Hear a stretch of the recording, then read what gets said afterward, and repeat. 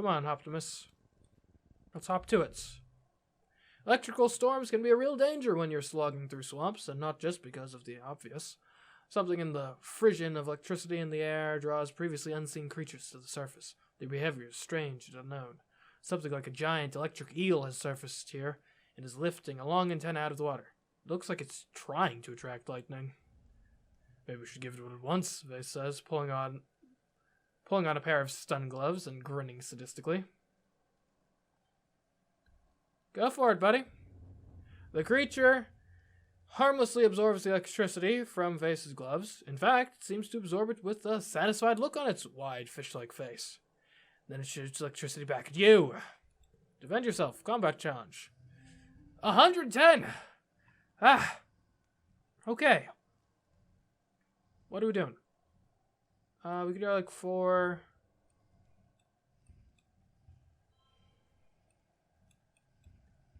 I mean, we could do like 4, 5, 8. Oh, right. You're right. It already becomes this. 4, 5, 6 to start with. It's not bad. Probably about as good as we can hope for here. We should save the surprise party. Let's see.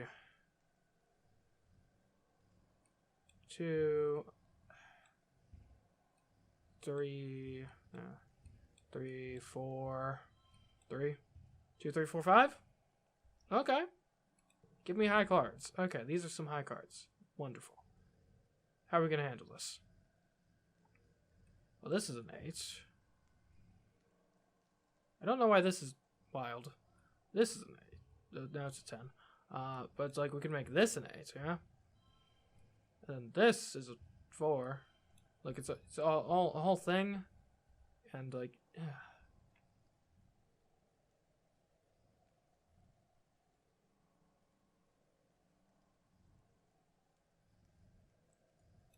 I might as well do that. I guess. Is there a better way to do this?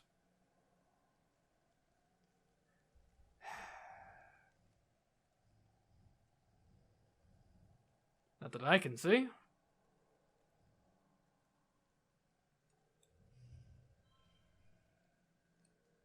Alright, you can get a 4, 5, 6 going, and then we got an 8 and 10.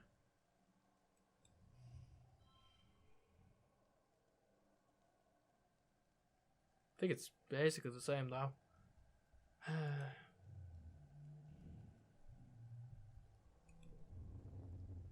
You're both caught in the jolt and thrown backwards. Ouch. You can feel your heart thump double time in your chest, stunned by the shock. Then a great lightning bolt from the sky hits the creature's antenna. Zap. The creature looks downright ecstatic at the flow of energy, not at all stunned or hurt. It gives you another meaningful glare, then dives back underwater. Okay, yeah, this expedition is going very poorly thus far.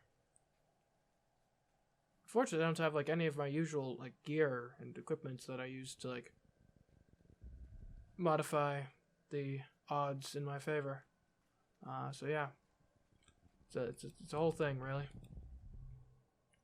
You've been saved a few times from certain doom, or at least discomfort, and it can't have been a coincidence. Something or someone has taken an interest in you. You're being followed. You're beginning to get a feel for this place and its dangers, so the next time you hear the hiss-click of a nest of hungry snap bladders, you walk straight towards it, keeping an eye out for anyone watching you from the trees. What the? There! Just as you think you're going to have to climb into the damn nest to get your savior to show up, you see a shadowy humanoid figure darting behind a tree. You make eye contact, and you both freeze. His almond-shaped eyes widen in his not-quite-human face. Then he slips away into the jungle? Track carefully. Rather than rush after him, you use your tracking skills to carefully follow his path and sneak up on him. You pounce like a manticore, and the two of you tumble to the ground. You pin his arms. Is it Dis? It's Dis. What the? Hello? I don't think you're Dis. You get a good look at his face for the first time. The long, delicate features, the odd tone of his skin, almost purple, his glistening alien eyes. Before he can answer your questions, you jump off him and back away. Who? What is he? I did not see this coming. He brushes the dirt from his clothes and stands up tall. Very tall. You have to take another step back to get a good look at him. You catch a glimpse of a pale purple wrist under his tattered black sleeves, delicate like bird bones. I am a gardener, he purrs, and you're trespassing on my planet. Now that you can see all of him, you confirm he's definitely not human. Besides the purple tint to his skin, he's also just constructed differently. Human, but not. And taken as a whole, those little discrepancies add up to something that is decidedly alien. You're an alien? He laughs, a light and infectious chuckle that sounds more animal than human. It goes on for a bit too long. You think he might be poking fun at you. Actually, you're the alien here, if you think about it. You do think about it. He's right. He jumps up onto a large rock and crouches, eyeing you thoughtfully. Let's make a deal, he says. He speaks with an odd inflection, putting the wrong stress on things. But the words themselves come easily enough to him. I'm not going to do wrong stresses. That's going to be so hard. The AI voice alone is tough enough. I'm not supposed to talk to you, he says. It's against the rules. But since you've caught me, I can grant you one wish. He smiles mischievously. Is this a joke?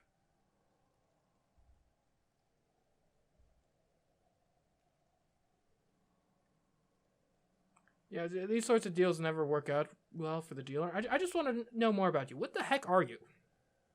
He gives you a sly look. In time, so, Lana, I hope we... He pauses, and his eyes unfocus for a moment. He stares straight ahead, unblinking. Then he slowly stretches like a cat and stands up. Well, this has been fun, but I'm afraid duty calls. He doffs an invisible hat toward you. My name is Symbiosis, by the way, or Sim, if you like. He jumps behind the rock and disappears. Literally, he disappeared. You search all around and can find no trace of where he might have gone. Or how. Stars, you just met an alien! Well, that's interesting. How you doing, Optimus?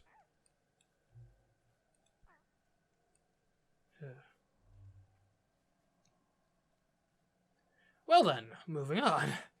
And I just came here for to retrieve my pets. And the next thing you know, I'm making first contact with an actually intelligent alien species. What a world. The worst thing about hunting in a bog is, well, the bog.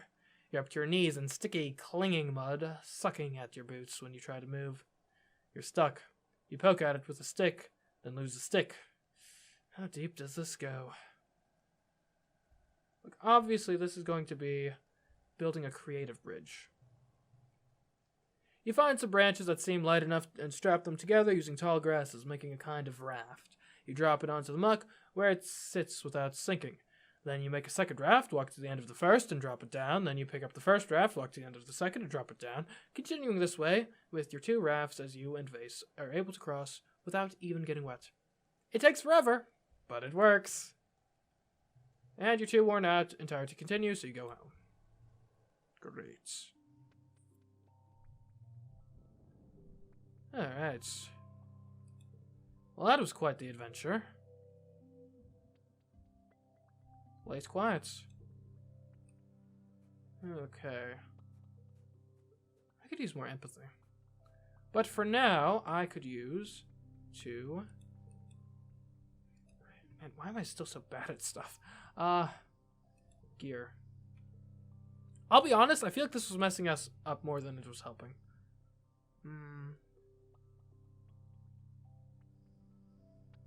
I normally get flushes, right?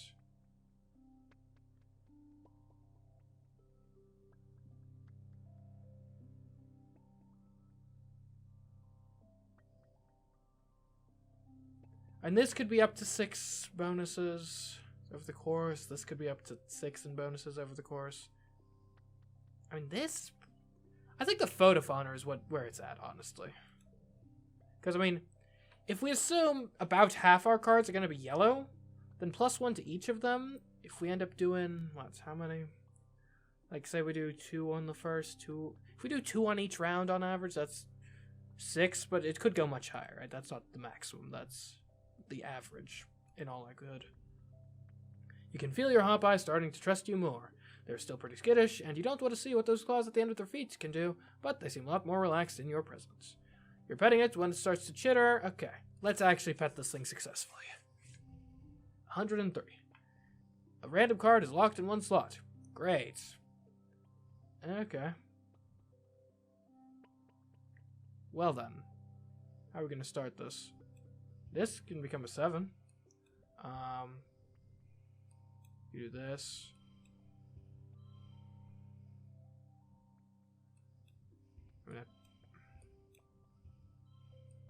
Then just get this out of the way, maybe?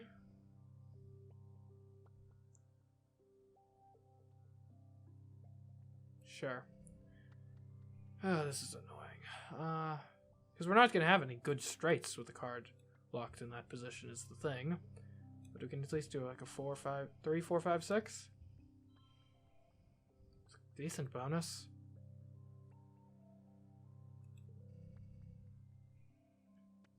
Okay. Here we go. So. That becomes 6. This can be a 7. But now you're -2 because you're also violent. Lame. 5, 6, 7. This can be a 4. Or we just drop the act entirely and be like, boom, 9, 8. I can't push through! Hold on. We're close. We're close. What if I just drop the act entirely and just, like, load up on high cards, right? There we go.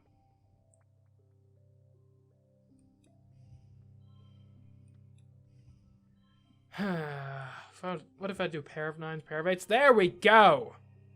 Take that. Finally. You're too smart to fall for this trick. Again. After a few moments, Optimus Prime seems to lose interest. They spot a bug, circling lazily overhead, and flip back over onto their foot, chittering as they begin to track it with their 4 blinking eyes. Hopeye 2, gain 2 less stress and +2 bonus to pairs. Okay, okay. Nice. We've got an even better Hopeye now. Honestly, 3s must die. Yeah. We need higher cards. Okay, let's check and see, like, what else is out there for the adventure.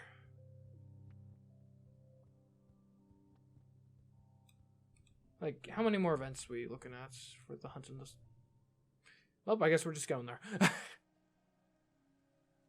But we have an even better Hopeye now, which should have hopefully been. Yeah. Hopeye level 2. Okay, Optimus. You're going to help me stay out even longer now. And honestly, we are very level-headed, our build right now, because and I think our normal default's clear-minded, yeah. Well, I'm clear-minded anyway. But, like, our normal defaults thing helps us reduce our stress. And then we also have Optimus. What the heck? Hi? You invasive finally track down your prey, the elusive air squid. Its eyeless face resembles scarred gray flesh like an old shark. Its many gash-like mouths hang open, long needle teeth flexing like gills as it breathes. It looks like something dead washed up on the shore, except floating in the air. Do we observe it or attack it? I don't know. Let's observe it first. You watch it drift along, dangling its tentacles close to the ground, searching for prey. The sensitive tentacles can feel vibrations like the beating of a small creature's heart, and possibly electrical signals. Its sensitive tentacles are matched by its sensitive hearing. Of course, it hears you almost immediately. So one thing you learn is that air squid can be frighteningly fast when they need to be. Your quarry pushes its tentacles against the ground to propel itself towards you like a torpedo made from a dead sea lion crossed with a giant squid. Time to defend myself. Gotta get to 110. I mean, it's a pretty good opportunity for just like 3 6s. Yeah. And here we could go for like... I could do 3 5s. And then slap a 4 at the end. That'd be 28. Alternatively, we could go for a bit of like a 4 5 6 sort of deal. And then maybe have this here. But like there's no super good value in using it because it just comes back. So you can just add... And these are probably more likely to combine easier, so you probably just do that. 29. Okay. Gotta get 55 this time. 55. Okay, well, we got a 5, we got a 5, we got another 5, we got another 5 in theory. And then this becomes a 5. We got loads of 5s. Not the most useful thing in the world, but hey, it's something. Okay, let's actually think about this. Also, this becomes +1, +2 to the last card, so it's not even a 5. There. This. Now this is a load of 5s. Still not enough. Okay. New plan, new plan. So this can turn something else into something. So if we do like a 5, right, and then a 6, then we have another 5 at the end. Now that becomes a 7. This can then be placed here as a 4. Get 4, 5, 6, 7. And then now we get the wild one, which as it turns out is that. It's behaving like a 3. So that's not bad. Can it be better? I don't know. What if we switch this out to be 5s at the end here? No, that's way worse. What if we put this here? That's a 5. That's worse. Okay, this is probably the best we can do. Well, what if we did this? And then... Yeah, that doesn't work at all. Huh.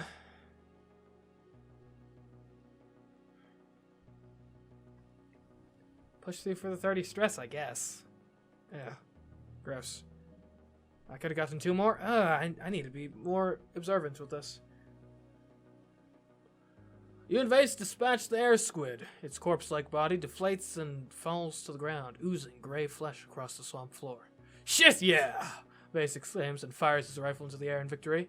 He then insists on taking selfies with his kill, as disgusting as the dead creature is. Okay, we got the kudos. Got a memory. Got some combat. I guess we'll keep exploring. +2 to first card, +2 to last card. That's not bad. A 5 with a bonus. I can get behind that idea.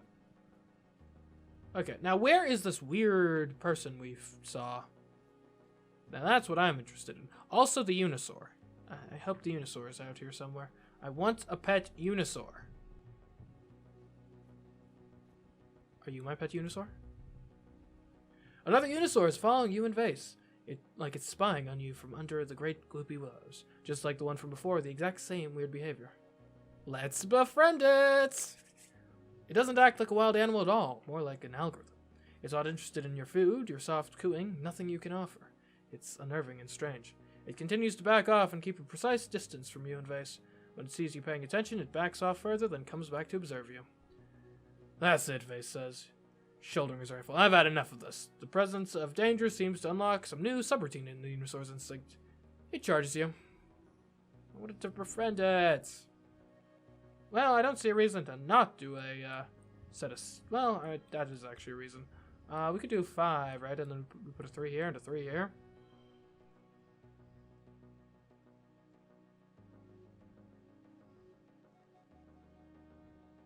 Is there a reason this isn't working on this one?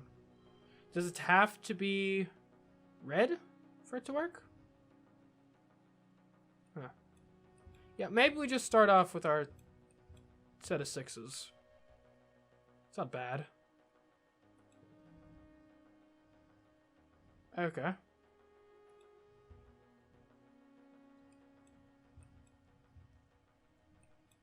I'm so confused. Okay, and then this becomes a pair, which is great. Then we can have this here, and, you know, that helps, I guess.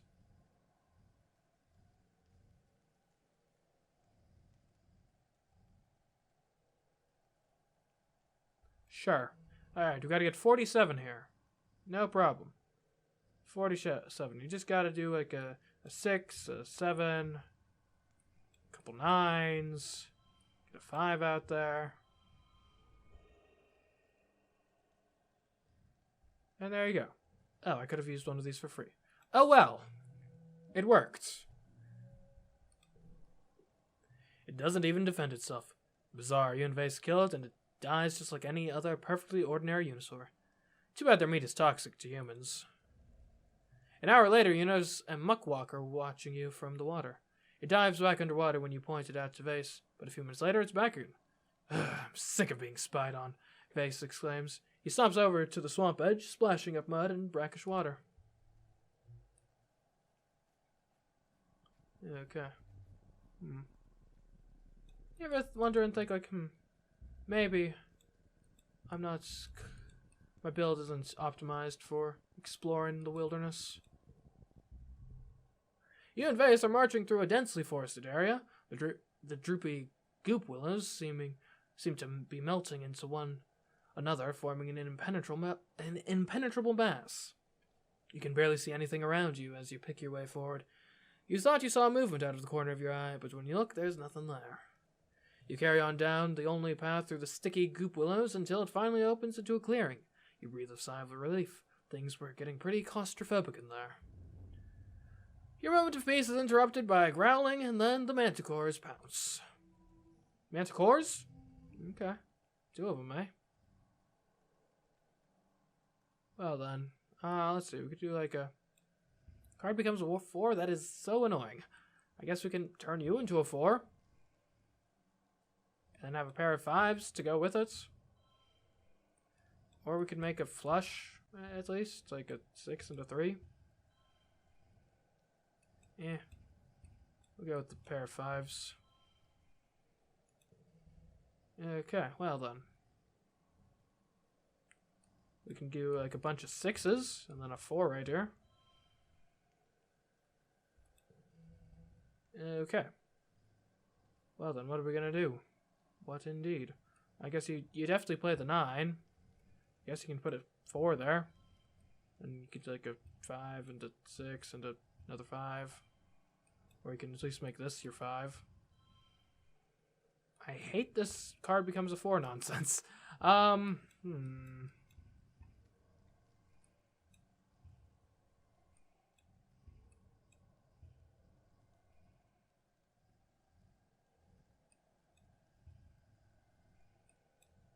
Can we like let's draw a card, yeah. Okay, that's not it. Thank you. So finally something useful. Okay,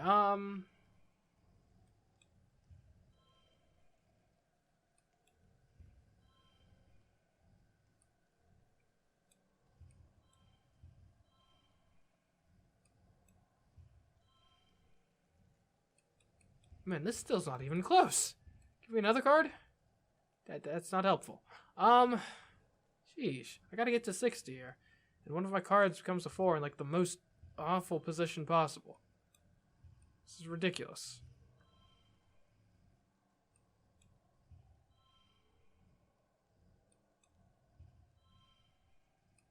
I guess if I do like this, then it becomes like a 9.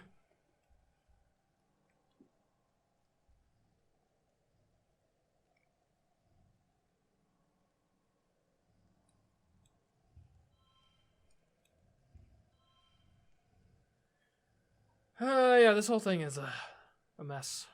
A ripe old mess.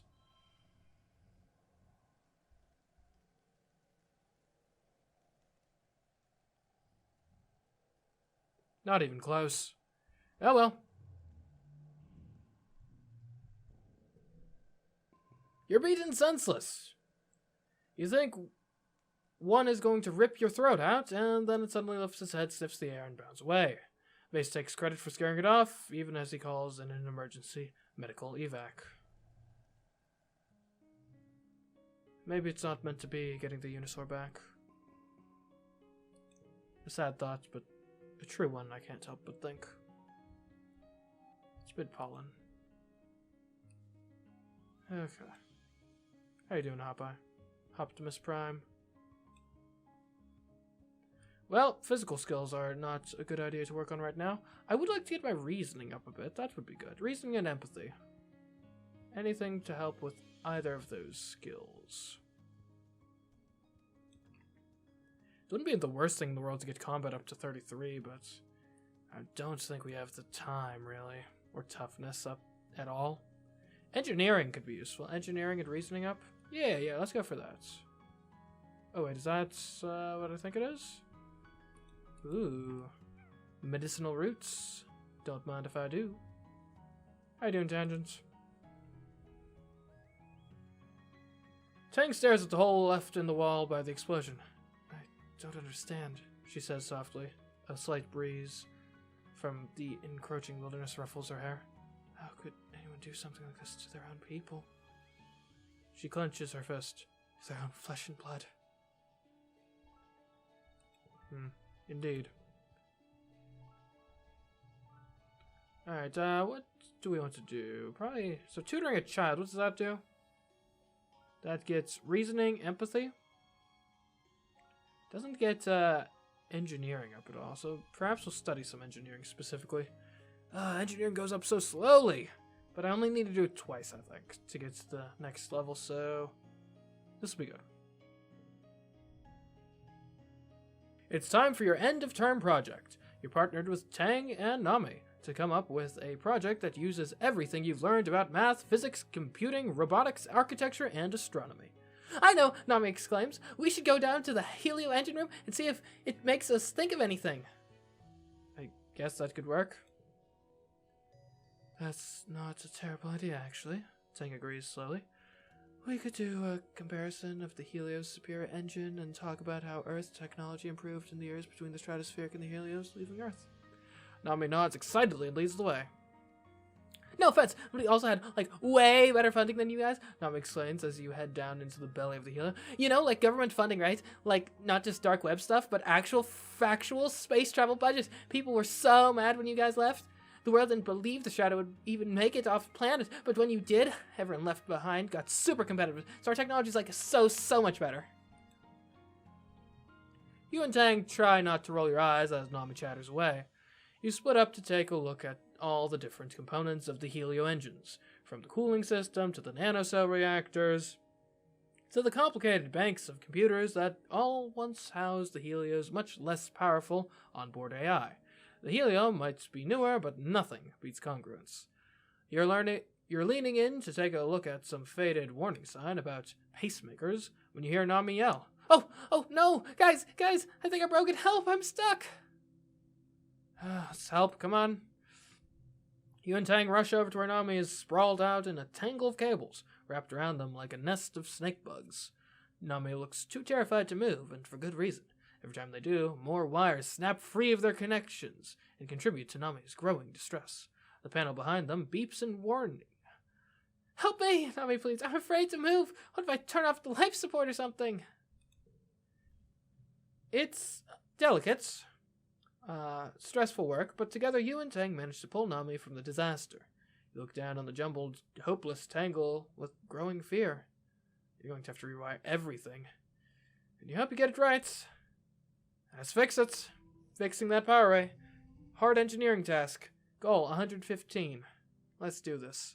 +1 to mental cards. Awesome. Cards with gems are wild. Awesome. And I guess also mental then.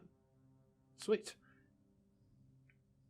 Okay, how are we going to start this off? We can start off with a simple 4, 5, 6. Look at that.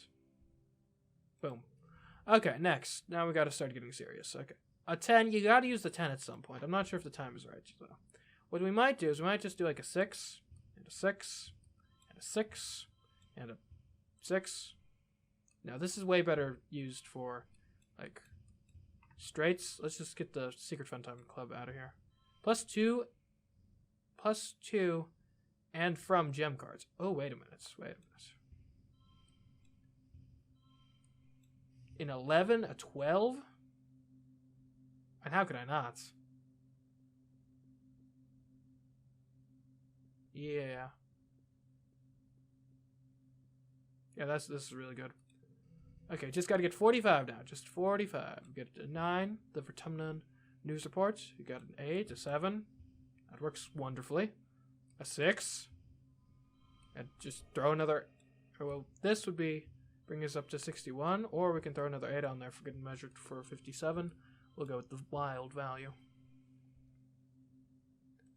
There we go. Yeah, we could have gotten 63. Oh well.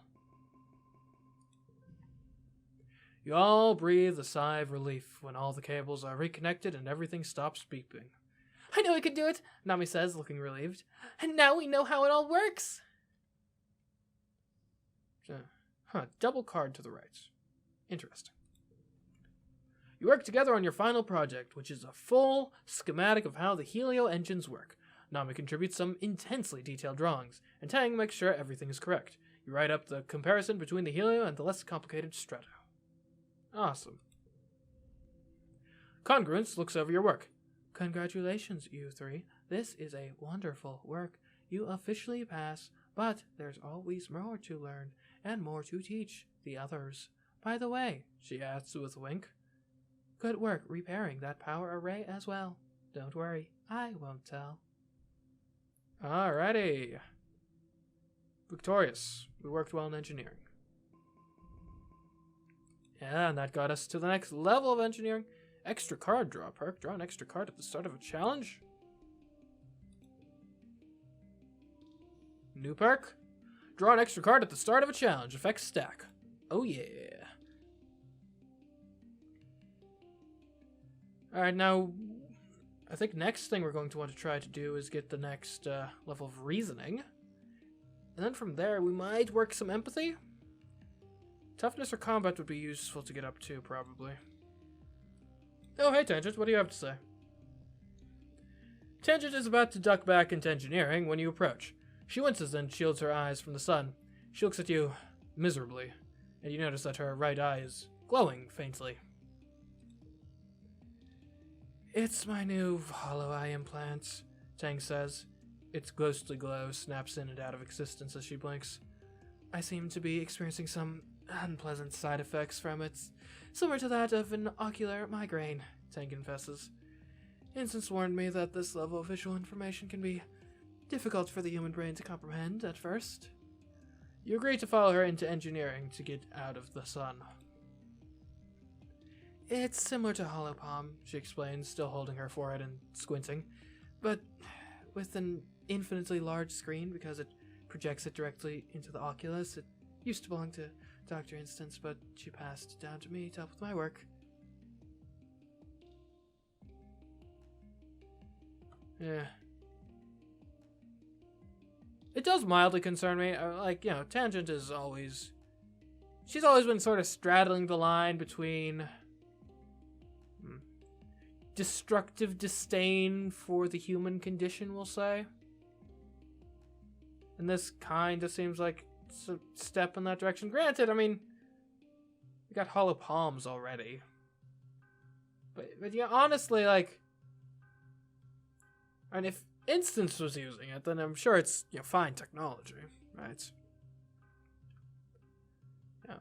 So at this point, I think some encouragement of hey, you'll get you're cool. You'll get used to it is what would be more useful than just, hey, that really that thing you just did, maybe you shouldn't have. You'll get used to it soon. Tang sets her jaw and nods determined. I know I will. It's only pain. It's more than an implant, Tang continues as you follow her to the medbay labs. Hollow eyes are the very forefront of human augmentation. They represent our next step towards ascending as a species. She touches the red scar where her hollow palm used to be. No more clunky screens, no more privacy concerns, she says quietly. Elegance, integrated design. It observes the motion of my hands and uses it to generate an AR interface for my entire field of vision. It's partly powered by my own metabolism, the magnets embedded in my skull. Or through the magnets embedded in my skull. It's beautiful. No one else is here. You hear the gentle hum of the experiments running in the corner. This kind of technology is so far beyond what we're capable of reproducing in the colony. Tang sighs, rubbing her temple under the implant. Once they're gone, they're gone. Maybe Earth will send us a shipment of new ones someday. But I expect they've developed something more advanced since we left Earth. I suppose it's more likely they've forgotten about us completely. Ring, ring. The quiet hum of the laboratory is shattered by an alarm. Tang jumps at the sudden noise and shuts her eyes tight. I have to get this, she mutters, gesturing in the air to silence the ringing. A simulation I'm running is time-sensitive, she explains. The specimens require minute changes to their environment every 2 hours. Temperature, humidity, light levels. She grimaces. If we had better automation, this wouldn't be a problem. So I could do it. 40 on biology or greater, which we do have. Barely. I can help with your migraine, which is 41 empathy or 41 reasoning. Well, that sucks. Sorry, I can't help.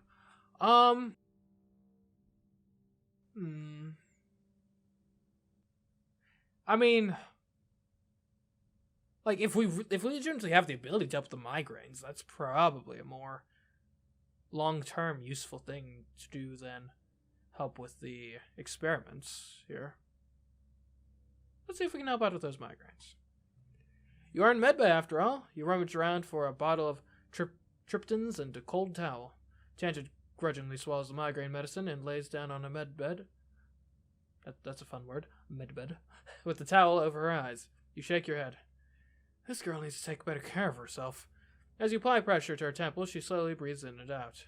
After a few minutes, the tension in her face eases. I feel less human now. Thank you, she says with a small smile. She wobbles over to her experiment, where she uses a computer to set the environmental parameters for what seems to be some sort of fungal growth comparison. When she's finished, Tang slumps down on the floor in a corner, where it's nice and dark. She folds her arms and lays her head on them. That should buy me 2 more hours. Tang shifts over wordlessly, inviting you to sit down beside her. Her arm is cool to the touch as it rests against yours.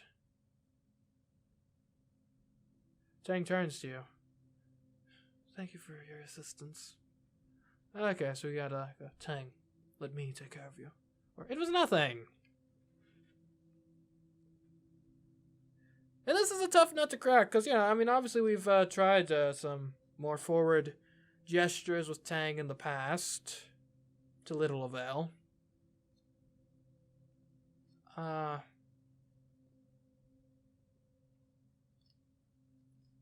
So, there's obviously this is a flirt with tangent option. This is just like, hey, we're good. We're friends. What are friends for if not to help, in these sorts of circumstances? Whereas this is, obviously implying something more of an intimate connection. What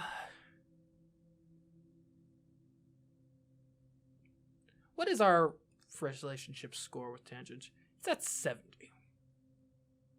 Okay.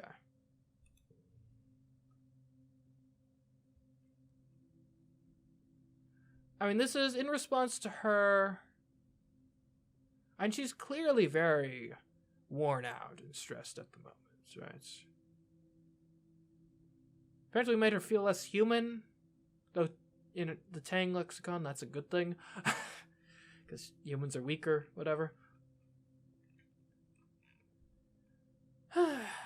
We can try it, and I do think she's running herself ragged here. She really could use a reliable shoulder to lean on or whatever. This is probably going to backfire, but let's go for it. Tang, let me take care of you. Tang gives you a slight smile, barely visible in the faint glow of her hollow eye. People always tell me I should take better care of myself, she says. And they're right, because when other people try to take care of me, they usually get it wrong. Only I know what I need. But you helped, Tang says. Thank you. Please don't tell Ensign that my body is adjusting poorly to the hollow eye. She adds, "It's only temporary. The stupid flesh prison is not allowed to draw the limits of my form." Well, I'm glad we were able to help.